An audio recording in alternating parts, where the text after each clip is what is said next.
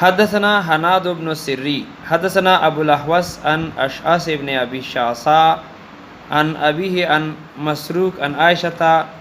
رضی اللہ تعالی عنہا قالت کان رسول اللہ صلی اللہ علیہ وآلہ وسلم لیحب التیمن فی طہورہ اذا تطہر وفی ترجلہ اذا ترجل وفی انتعالہ اذا انتعل۔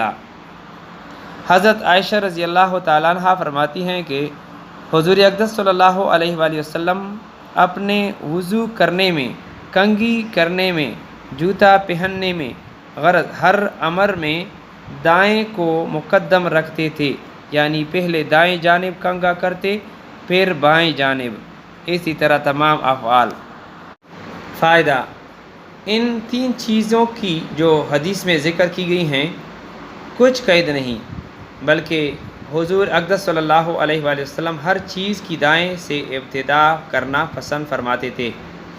اسی وجہ سے ترجمہ میں ہر چیز کا اضافہ کر دیا۔ اور اس کا تفصیل قاعدہ یہ ہے، اصل قاعدہ یہ ہے کہ جس چیز کا وجود زینت اور شرافت ہے اس کے پہننے میں دایاں مقدم ہوتا ہے، جیسے کہ کپڑا، جوتا، اور نکالنے میں بایاں قدم مقدم ہوتا ہے، بایاں ہاتھ مقدم ہوتا ہے۔ اور جس چیز کا وجود زینت نہیں اس کے کرنے میں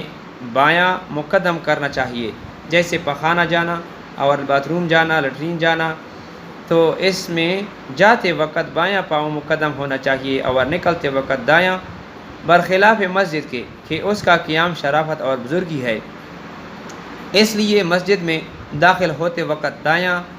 پاؤں اول داخل کرنا چاہیے اور نکلتے وقت یعنی بایاں پاؤں اول نکالنا چاہیے۔ یہ حدیث سے ثابت ہوتا ہے، اس سے واضح ہوتا ہے۔